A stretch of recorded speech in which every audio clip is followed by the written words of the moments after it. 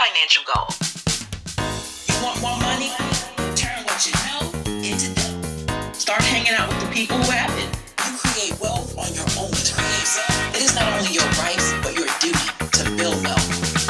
You are fiscally fabulous, and it's time to enjoy your legacy. You're listening to Fiscally Fabulous with Dr. Teresa R. Martin, Esquire, a podcast that aims to provide you with the tools, guidance, and encouragement you need to build your wealth, enjoy your wealth, and leave a lasting legacy. Dr. Martin is an accomplished attorney, speaker, business consultant, and real estate strategist, an all-around self-made success who provides highly sought-after expert consulting in the creation, growth, and maintenance of generational wealth. Well, welcome everyone to Fiscally Fabulous Podcast, where we empower you with the tools and strategies to scale your business and achieve that financial independence. You know what we talk about. I'm your host, Dr. T, and today we have a very special guest. We have Philip Auerbach. Okay, say that 3 times fast, right? And he is the president of Auerbach International, Inc. And the reason why I'm excited today is because Philip's journey, his personal journey from his challenging childhood to becoming a leader in global communication is truly, truly, truly inspiring. And his company empowers individuals, companies, and nonprofits to actually communicate their value across cultural and accurate translation services and interpretation. And I am so excited to have him here because who would have known? We can go global. We can actually do communications and have everything translated for us, and we can do global business. So I am honored to have him here today. So welcome to the show, Philip. I'm excited. Thank you so much for inviting me. It's a wonderful pleasure to be here. Thank you so much. And I really don't want to hold our audience, hostage to what we're going to be sharing. So I'm just going to jump right in. And I'll ask you, Philip, your personal story, is incredibly moving. So can you share how your early experiences influenced your passion for languages and global communication across the board? Yes, I use the word divorced child. The proper term is child of divorce, but I consider a divorced child. Okay. I am the original divorced child that I ever knew, because my parents divorced. They separated when I was 1.5 and divorced when I was 3. This was in the 1950s, back when these things simply were not done. They were done very rarely, and it was still considered very stigmatized to divorce. And so until I was 11, I knew no other divorced children, absolutely none. And so, of course, it was very, very lonely. But also, I had 2 radically different families. My mother had custody. I saw my father on the weekends, and he lived with his sister, brother-in-law, and their 3 children. So I had a automatic family to go to. But they were very, very different. My mother was very caring and kind and open and supportive and unconditional and loving and just open to the world. And my father was the opposite. He was very rigid and conditional and critical and just again the opposite. He was very loving, but he didn't quite know how to express it in a way that meant anything to me. And so the criticism, the conditionality that whenever I would express an opinion or a feeling, I was wrong or I was imagining it, that couldn't be, that's ridiculous, how could you think that, if I said something negative. So this was my first intercultural experience, and I didn't realize that until decades later, that how can you be within the same family and have 2 radically different cultural experiences, even though the parents were the same background. It's not like one was Turkish and one was Greek or something. They would never rarely marry anyway. But anyway, they were the same basic culture. So that was very hard for me to manipulate and to understand. And my father was one of the pioneers of the computer industry, actually, and he traveled a lot to Europe primarily in those days. And he would send me postcards from abroad, and he would bring me coins back from his travels. And So I came to realize very quickly that there was a world out there. There was something out there beyond the simple green pastures that, that I knew about. And the other part of it was that it was very difficult to communicate with my father. So I had this irrational thought that if I couldn't communicate with him in English in a way that made any sense, maybe I should try other languages. And I knew no other languages. But this is where the irrationality came from, that he doesn't understand me in English. Maybe we should try something else entirely. So in any case, when I was going into 7th grade, my mother said I had to choose a language for middle school, and I took Latin because my mother told me that I should take Latin because she took Latin when she was in middle school. And from there, I wanted to learn French, and from there I wanted to learn Spanish, and I started to learn other languages, partially with this totally irrational thought that if I can't communicate in English, maybe another language will work. And of course it didn't, but children don't think rationally. Wow. That's incredible, right? So, and so going into that, then you formed this company and Auerbach International, and your company has been a leader in translation and interpretation services since 1990. I'm thinking. Right. Yes. So can you tell us more about your services that your company provides and offers, and how they benefit businesses and nonprofits? Yes. So most people are totally unaware, and most Americans are totally unaware, that English is spoken in only around 28% of the world. Now, that's a huge market. We've got an enormous country here and a huge market, but that leaves 72% of the world where that's open with opportunities. And in addition, there's a wonderful statistic that around 60% of world internet users will only buy when presented with information in their own language. So if you've got a website, or if you're doing anything with the internet, again, if you present something in your own language, people are much more willing, much more open to buy from you. But if you present it in a foreign language like English, and you're trying to market to a German audience or a Portuguese audience or Japanese audience, whatever, that's going to put up immediate barriers. So, this is the reason why it's important to to communicate your value, basically, so that the world becomes your audience, so that you can attract business, that you can attract additional revenue streams, that you can present the benefits of your products or services to other people. And so what we do is to convey your message, whatever it may be, into 120 languages using methods that basically guarantee A+ 100% accuracy.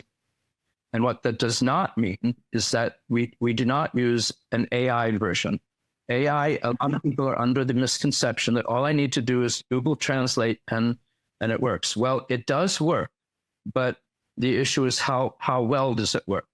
Does it work with accuracy, which it does not, or does it work with mistakes, which it usually does, depending on the language? And if it makes mistakes, and if it makes, sometimes the mistakes are comical, sometimes they're serious, sometimes they're simply wrong. And if the mistakes make you look, and I'll be negative and say second rate, is that the image you want to portray to the world? Are you a second-rate person? Do you have a second-rate company, or do you want to radiate excellence and excellence in quality and precision? And if you do, then it needs to be done in ways that radiate excellence, quality, and precision. And those are methods that we use. And those include, it's a combination of AI and master's level human linguists who speak subject terminology, whether it's real estate or wine or software or law or marketing, whatever it may be. They specialize just as you do in your subject terminology, but they speak it in other languages so that they're able to convey the meaning and the intent and the context of your message. And I'm really glad you mentioned that, because, AI and chat and everything is taken over, and everybody's like, that's like the buzzwords now, right? And so everyone thinks that the AI and chat GPT is going to replace the humans, right? You still have to humanize things, right? And you talked about the cultural accuracy and the translation, and, how that will affect your success, how they see you, second rate, you know what I mean? Your value, how you translate your value and the intent and purpose. Right. And I always think about it, Philip, from the standpoint is it may even be linguistically, I don't know if that's a word, but linguistically correct versus being insensitive, culturally insensitive. Right. So it's right. But is it culturally accurate, or is it culturally insensitive or sensitive?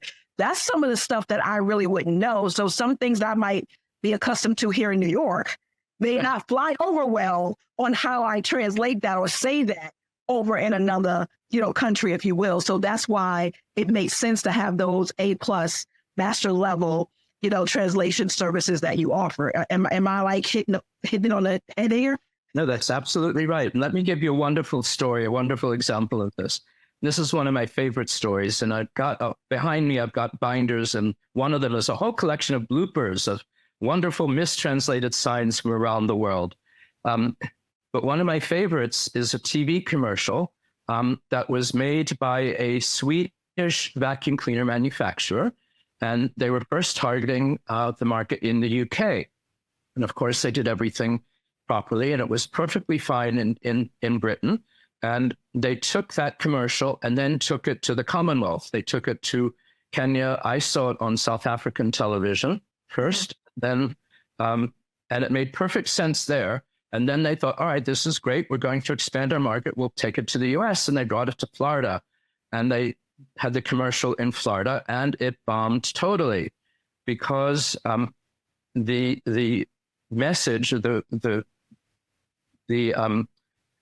meaning, I guess, that they said was very simply the slogan, nothing sucks like Electrolux.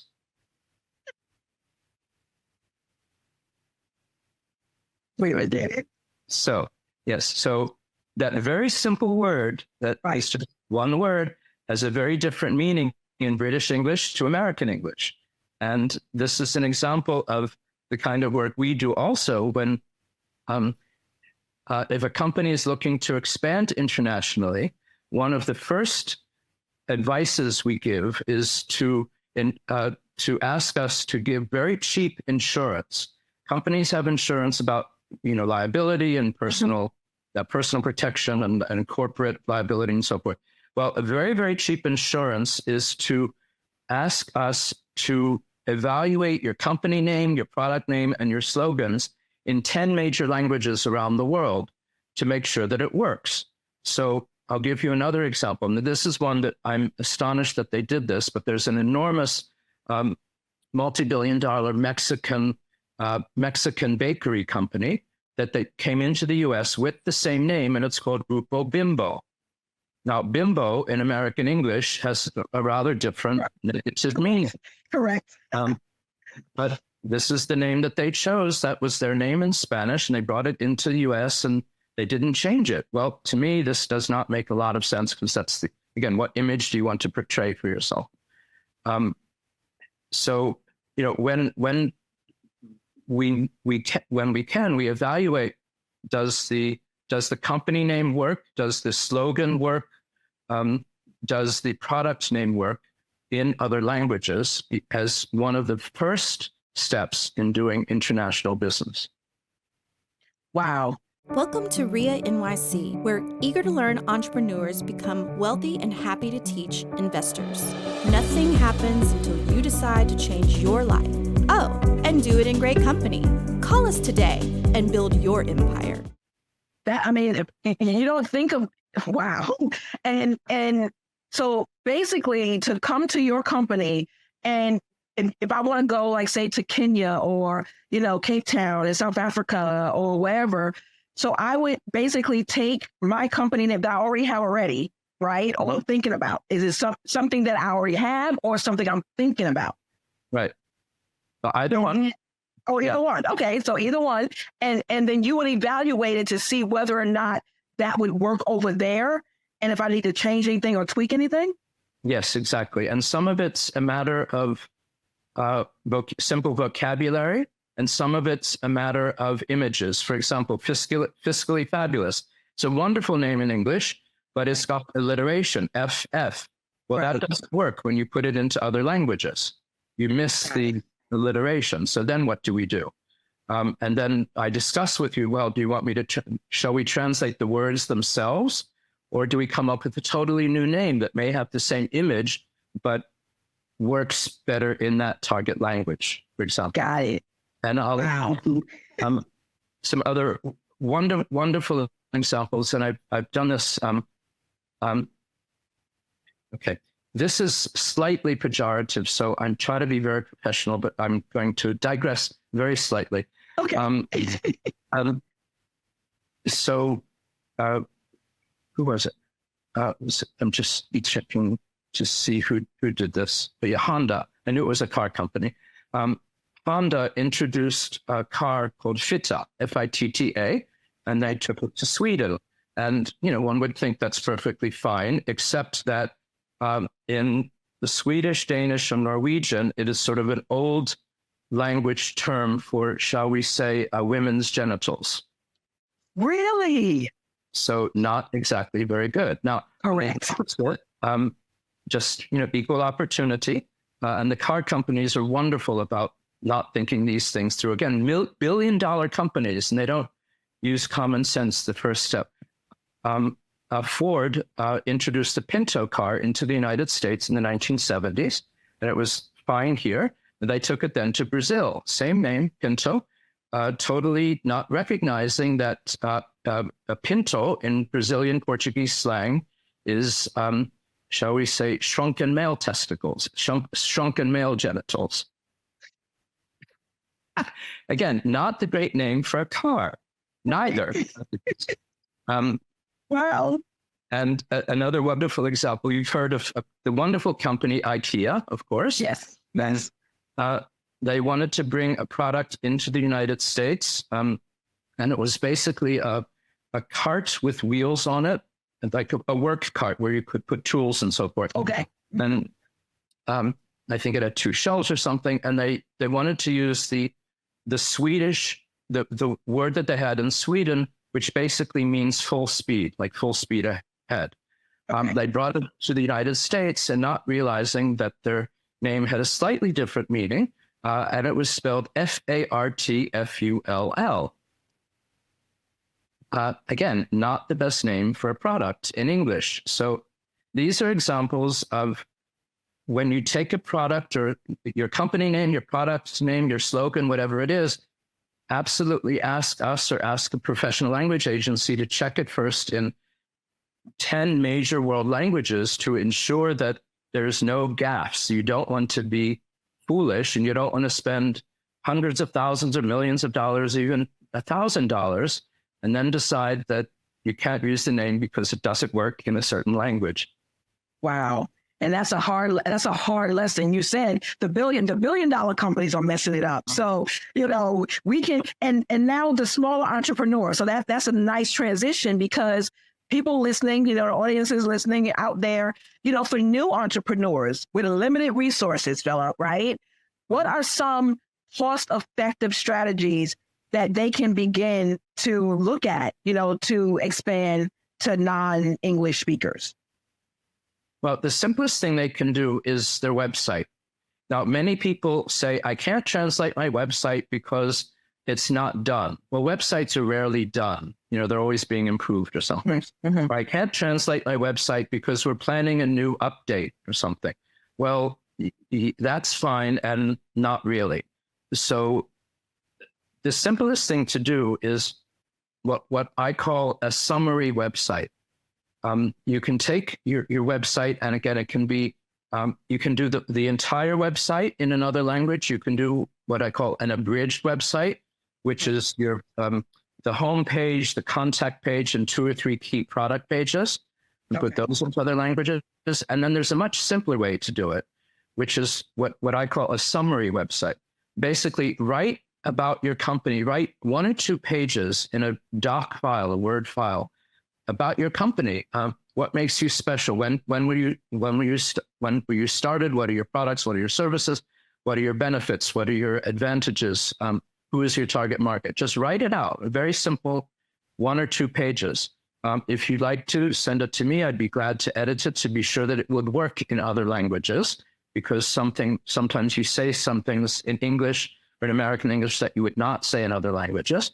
And then we can translate it for you into 20 languages. And you put this summary on your website with lots of little country flags, and suddenly people can find you. Oh. And not only can they find you, but so there are other techniques that I'd like to mention very briefly. So as I said, to write out your company. So in some cultures, longevity is very valued and youth is not valued, such as in East Asia, for example, longevity is valued. But if you're a young company, okay, there are ways around that. Talk about the expertise of the owners, or talk about the expertise of the, if you have a special process or service or what is your uniqueness, something like that. This is where we have a global marketing division, and we can help craft your message so that it radiates in other countries. Now, Americans often make the mistake of, and I'm digressing for a moment, I'll give you another wonderful story. Americans make the mistake of thinking that what works here works there, and that the way we express something here is the way you express something there. And that is not true. In many cases, it's not true. So many years ago, we had a company from Mississippi that approached us, and they made, who would have thought, they made conveyor belts for mines that take the ore from the bottom of a mine to the surface. Okay. It's the coal, whatever you put it, the mine takes it out. And they had, they wrote a brochure, and they basically said something to the effect of, we're the best in our industry. We're number one, and we make belts better than anyone else does. Okay, splendid. And can we please translate that into 7 languages? The answer is yes, we can. But in the retail business, there's the expression, the customer is always right. Well, in our business, the expression is the customer is always right, except when he isn't. Right. So, Okay. And our job is to protect the customer, to make sure that you shine in whatever country you're going into. So if we had done what this customer in Mississippi had wanted, it would have been an absolute disaster, because most cultures are not braggadocious. Americans are very, I'll say braggadocious. We say we are the best, we're the first, Yes. top, we're the whatever we are. And Yeah. And other cultures and countries do not like to hear that and don't say that.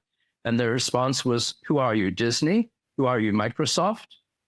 They're top, they're number one, obviously, but you're not in that league. So why are you saying that you are? So, so this is very critical to know both what to say and how to say it. Wow. And you hear, and like you said, here in America, that's basically what we're taught, is to basically your message should, elevate yourself. Talk about how wonderful you are. Well, and maybe you're totally wonderful, but other people don't want to hear it that way. Wow. And so does that go with product too? You mentioned about the marketing company. So if, when they come to you and if they need that consultation or marketing advice, outside of translation is one thing, but right. Does my product or service even work in that area that I'm trying to break into? Like, right. I do real estate and consulting services, right? Helping people start their businesses or whatever. Will that even translate? Will I be able to have a customer base in some of these other, countries? And do you help with that as well? And we can help with that as well. We can identify countries that you can expand into and initial strategies to get you there. Initial strategies mean, should you partner with another company to do it? Because if you're coming in alone and you're totally unknown, it's often best to piggyback on someone else's coattails, basically. So another company that's well known. So, should you use suppliers or distributors or direct marketing or direct mail or cold calling, or what methods work in other countries that may work here but don't work there? And really, what countries would be open to you, would be best open to you for your product or service? Because, again, another country may be saturated, may have your product or service, they may not need it. Right. Or there may be a market leader that's so well entrenched that it's very tough for you to break in. So maybe, a secondary market might be better for you, might be easier to break into, for example. Got it. I love it. I mean, I'm really hoping you listeners out there listening, because this is some powerful stuff here. Like, this is really good stuff, Philip. And for US-based companies that might be skeptical about working with an international firm, such as yours or any international firm, what assurances can you provide about the quality and reliability of your services, the translation services and things of that sort? I know you mentioned, which is a top tier, A+ master level. Is there any other thing that we can look at when we're vetting, right? So there's vetting services out there, international or otherwise. What kind of assurances should we be looking for about the quality and reliability of their services? Okay, so I want to answer your question, but I wanted to bring in another point, if you don't mind. Sure, sure. Another service, and this is something that we offer, but again, it's something that companies should look for. And that is that, as I said in the beginning, around 72% of the world does not speak English. And so how do you talk to people if their English is not fluent and your Greek or your Turkish or your Indonesian is not fluent either? And I assume for most of our American audience, they're Korean or they're Burmese or they're Portuguese is not terribly fluent at the moment. So we have a service called OPI, over the phone interpreting. And I want to distinguish between translating is anything written and interpreting is anything spoken. And everyone from presidents to the press corps mixes up the terms. So if you mix up the terms, you're in good company, but interpreting is spoken, translation is written. And it's conveying your thoughts from one language to another, basically. So we have a service called Over the Phone Interpreting, which works 24/7 in 100 languages. And basically it enables you to speak to another person, to a non-English speaker, using a telephone interpreter, three-way conversation. And the interpreter, the client, and the interpreter back to you. So this is another way that you can communicate, that you can get your message across. No, and I do apologize. Now, I wanted to say that. Now I forgot your original question. No, just basically for those people who are skeptical, right? U.S.-based companies who are skeptical, what assurances do they have about the quality and reliability of services?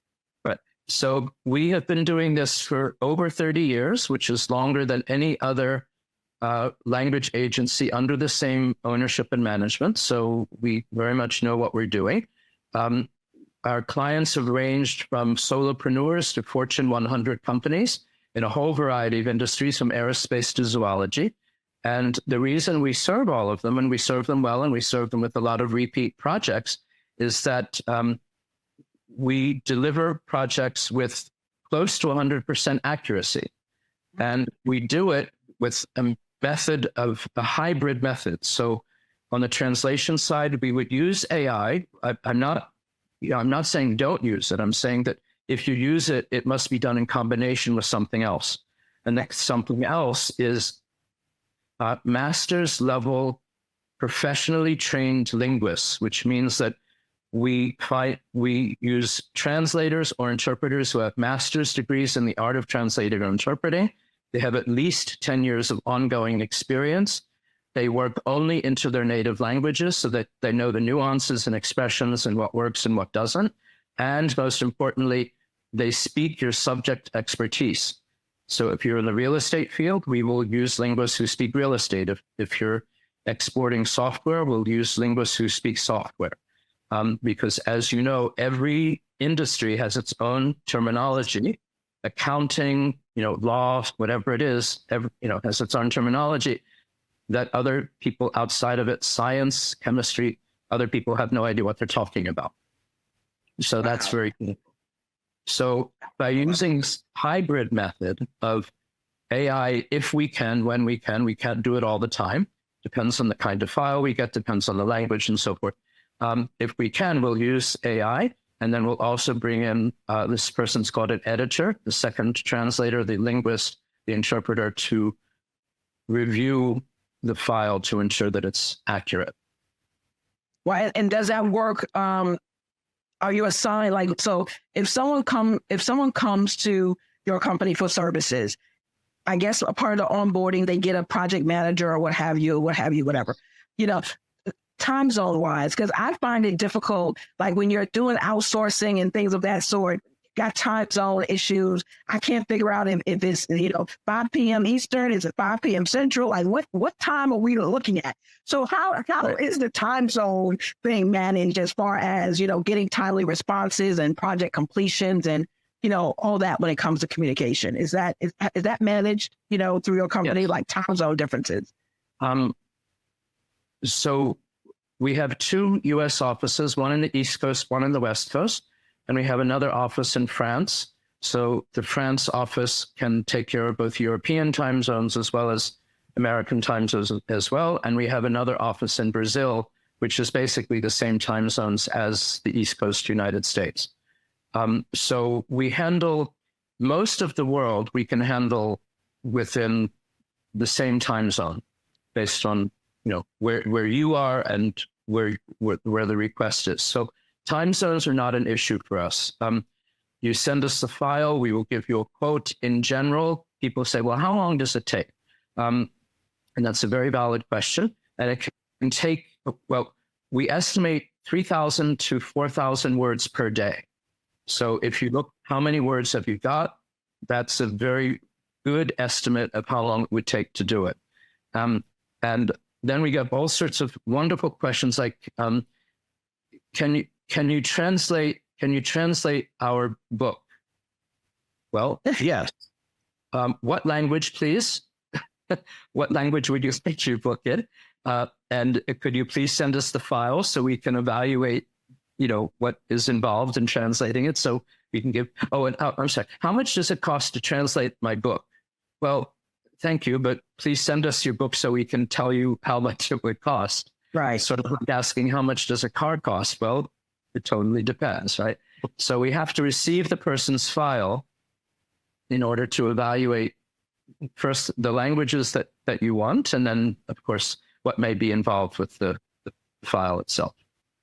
And that takes us to the technology, because you mentioned, I'm always thinking about technology, right? Because we're kind of like moving into that space where technology is important in every industry, right? From real estate, checking, on property that's in different states, and things of that sort. So what role, you mentioned AI, but what role does technology play in your translation, marketing, interpretation services? Because how has it improved your offerings and what people should look at as far as, we talked about AI, but what should they be looking at as far as technology and how technology plays a role in that translation interpretation services? I know we touched about it a little bit as far as, not really understanding if it's misspellings or, things of that sort with the AI. So give us a little insight, because what I want to hit home, Philip, is that you're not going to be able to just use technology without the humanization aspect of it, right? So that's pretty much what I'm trying to hit home, because there's so many people out there who will be trying to save $1, okay, and lose their whole business because they have made a colossal fail in doing what they should not be doing. So just give us a little more insight as far as technology, what people should do and what they should avoid when it comes to their business. Okay. Well, I've given some examples already of especially names, for example, of how not to do the process or how to do it correctly, or what to do, which is basically come to us to evaluate your product name, your company name, your slogan, right, everything else.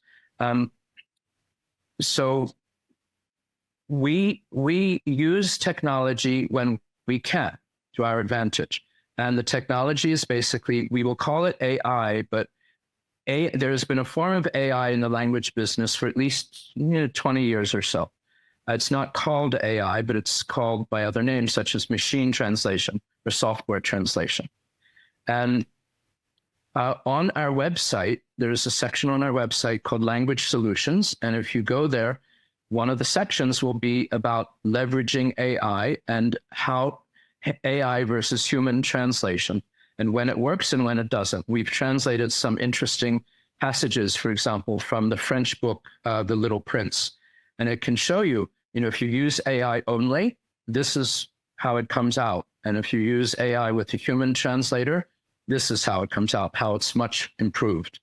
So if you use AI alone, again, in many cases, it works well. I'm not denying that it works. So it does work. It does work well, especially in Spanish. But the rarer the language, the less precise it will be. And even in Spanish, we did a book, for example, a book by a marketing guru, the #1 branding expert in the world. His name is Ray Perez. We translated his book into Spanish. And one of the sentences in the introduction was, okay, so that's the background. Are you ready to rock and roll? And the AI translated it. Okay, this is the background. Listo para el rock and roll? Are you ready to rock and roll? Well, rock and roll became the literal word rock and roll. That's not, it means, are you ready to begin? Are you ready to go? Are you ready to advance? So this is where you can't rely on AI, even in Spanish, even, a common language and common languages, where you have to do the combination with the human professional translator as the editor to help guarantee the accuracy. Got it. For many women entrepreneurs, the struggle is real. We arose becoming stronger with every fight. Wealth is what we built from that together. A wealth of resources, a wealth of knowledge, and a wealth of powerful businesswomen. When you are ready to achieve financial freedom and become fiscally fabulous, call. It will not be wealth that empowered your success. It will be this call.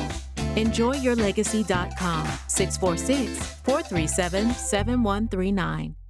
And I know we talked about how a small business with limited funds can, start looking at what can they do. And you talked about the website and things of that sort, the summary. But what about, a business just getting ready to start, and they know, like with the end in mind, I know that I want to expand internationally, right? What are the first steps that they should, take to ensure that their message resonates to a global audience? Second, from coming to you, because that's first step. But outside of coming to you, is there any step that they should take, to ensure that their message resonates with a global audience? All I can think of is just send it to us and ask.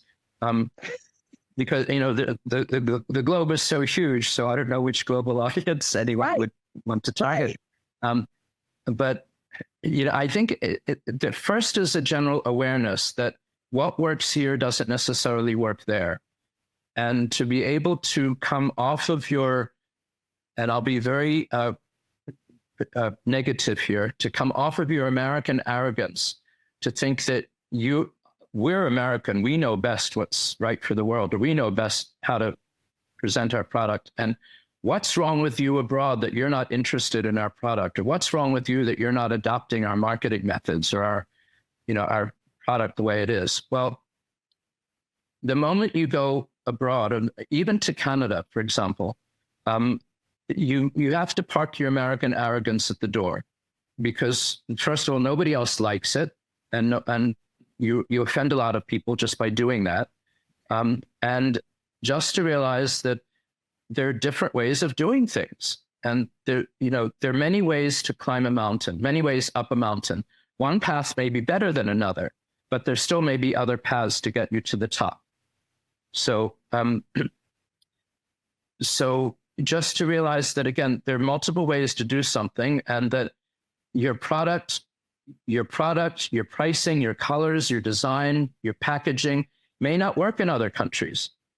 And that's what we or other global consultancies can help advise you that, Americans put a lot of stuff wrapped in plastic within plastic within plastic.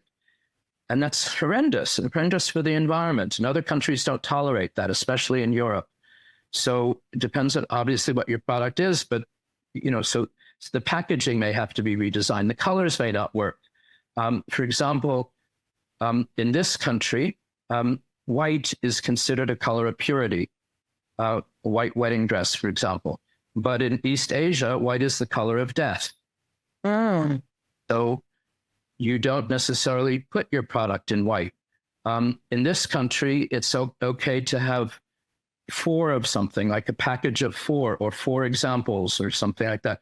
In East Asia, the number 4 sounds like the word for death.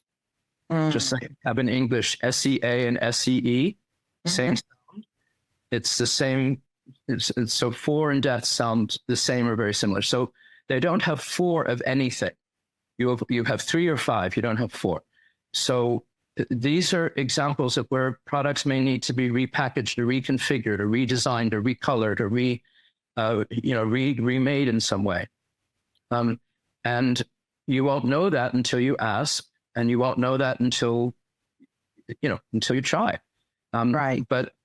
But just be willing to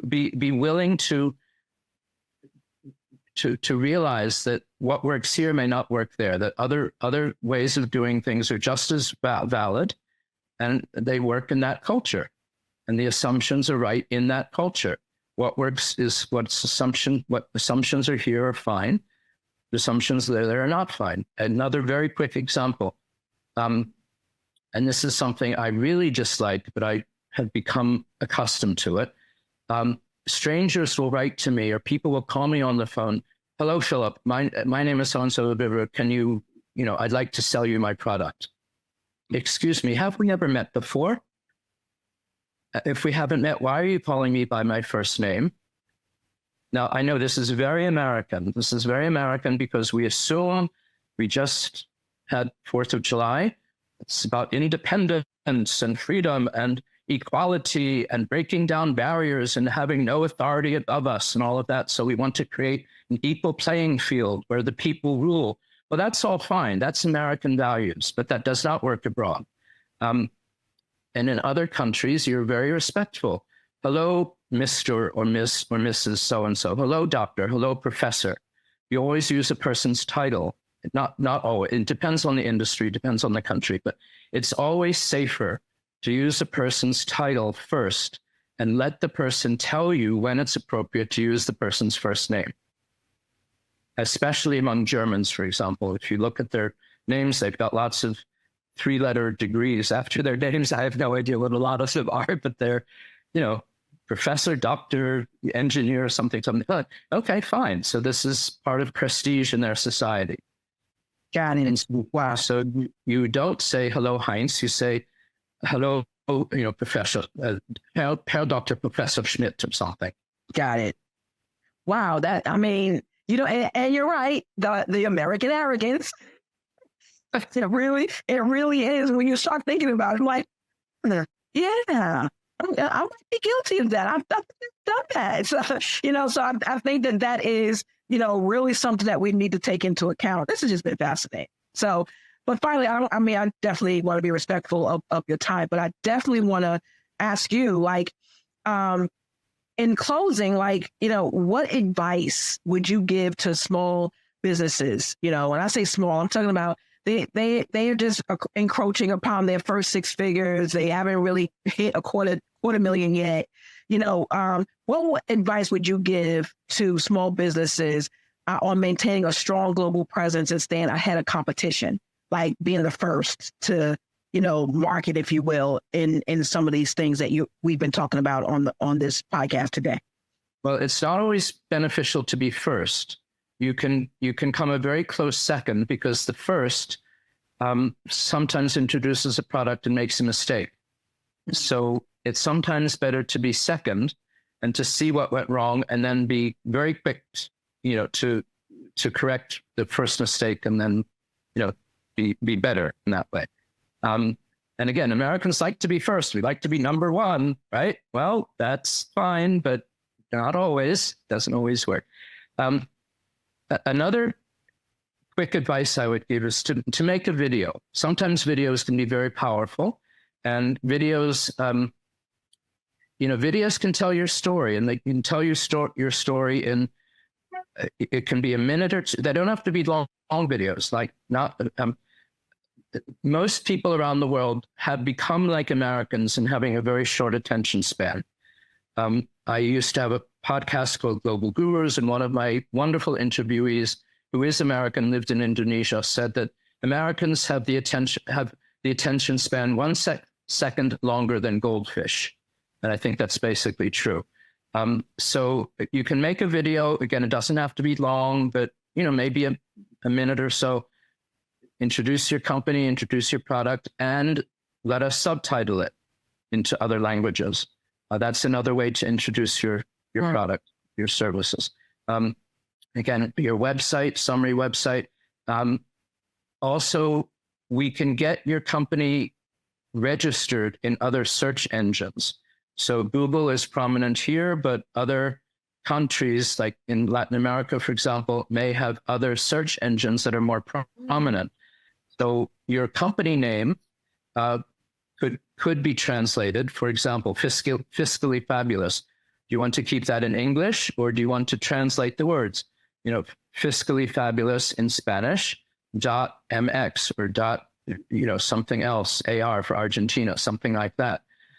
And we can then see how we can get you registered on their search engines. And yes, it will cost a little bit, but people will still find you. It will be easier for them to find you when you project yourself, when you create yourself as a local company, a company with a national brand or national interest, meaning of that country.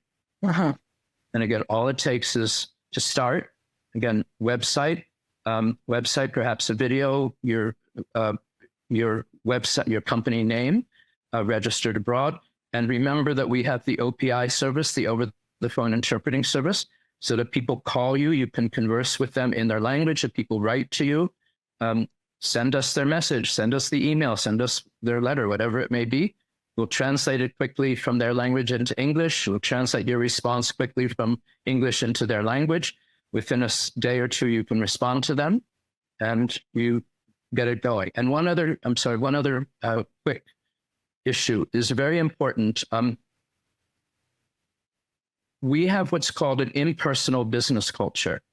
That means that I can be in San Diego and get a call from someone in Maine, or see an ad for someone in Maine. I've never met the person. The product looks good. The price looks good. I need the product. I'll order the product. I know nothing about the company, but I'll order it because it's there and I need it, and fine.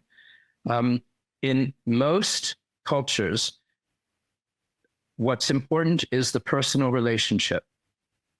So to cultivate trust and relationship before you do a lot of business. Now, yes, they may order from you without seeing you if they want your product and service and all of that. But if you want to do serious business and get involved with distributors and suppliers and real heavy marketing, that may require a trip to the country, or it may require at least an introduction.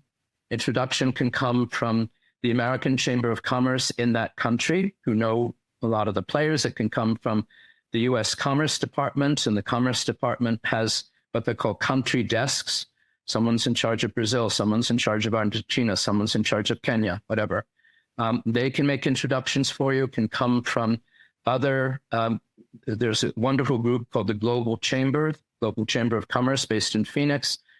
They can make introductions for you. So introductions are very powerful as a way to facilitate business if you don't know anyone in that country. It's a good way to start.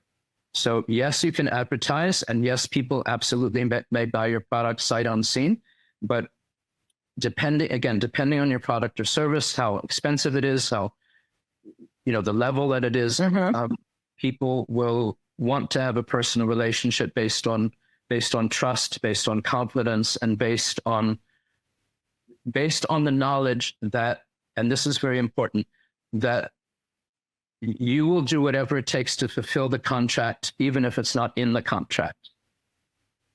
Okay, and I know I'm going on and on, but let me elaborate for a moment.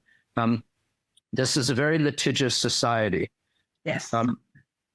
You promised that you would send us, 5 crates of apples to Milwaukee on this day, and they didn't arrive, and I lost a huge sale because I had advertised apples and they weren't there, and I lost lots of money, and I'm going to sue you. Well, thank you very much, but that's not the way things work in most countries. Again, if you want to establish a relationship with someone, you understand, I'm terribly sorry, someone got sick, someone got ill, the plane got delayed, there was a crisis on the ground, whatever it was, a flood, an earthquake, I don't know.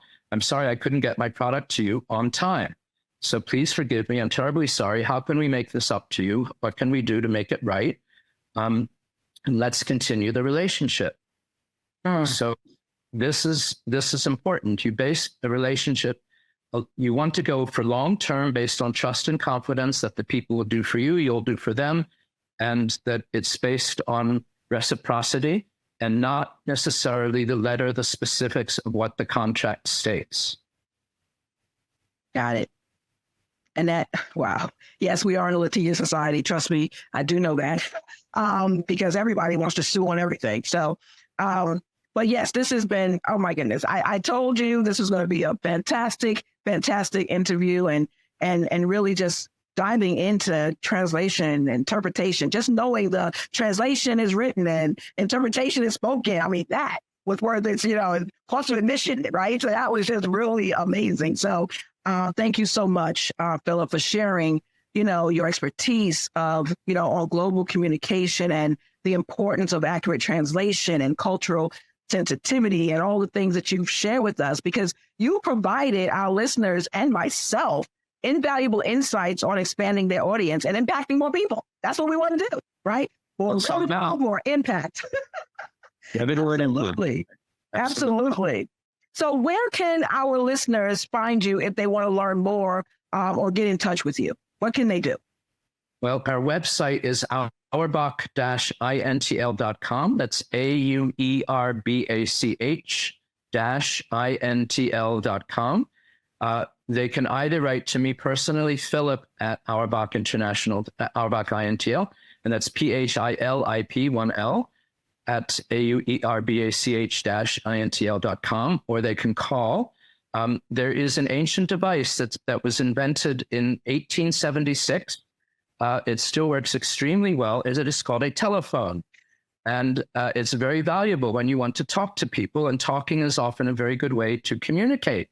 So pick up the phone and call. You don't need necessarily an appointment or, to pre-schedule it. So we've got 2 numbers. They're both on our website, but our California office is 415-592-0042. Our East Coast office is 267-865-6890.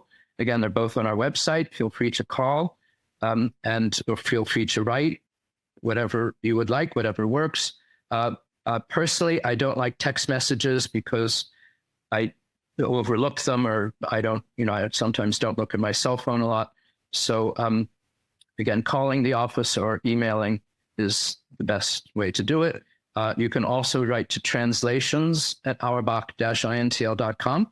That will get to our project managers, and we will be delighted to guide you through the process of getting a free quote and helping you on your way to gaining more impact and more revenue streams and more prosperity and more uplifting, and improving your communication and improving your relationships to impact the world.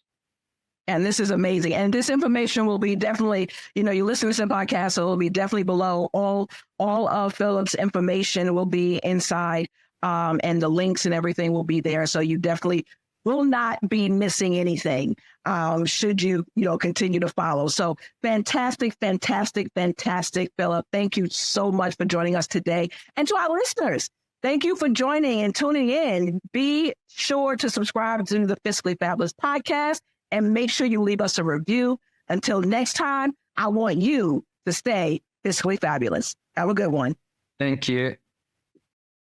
This has been Fiscally Fabulous with Dr. Teresa R. Martin, Esquire. If you would like to learn more on how you can build generational wealth and leave a lasting legacy, go to www.enjoyyourlegacy.com and be sure to subscribe. Thank you for listening. Until next time.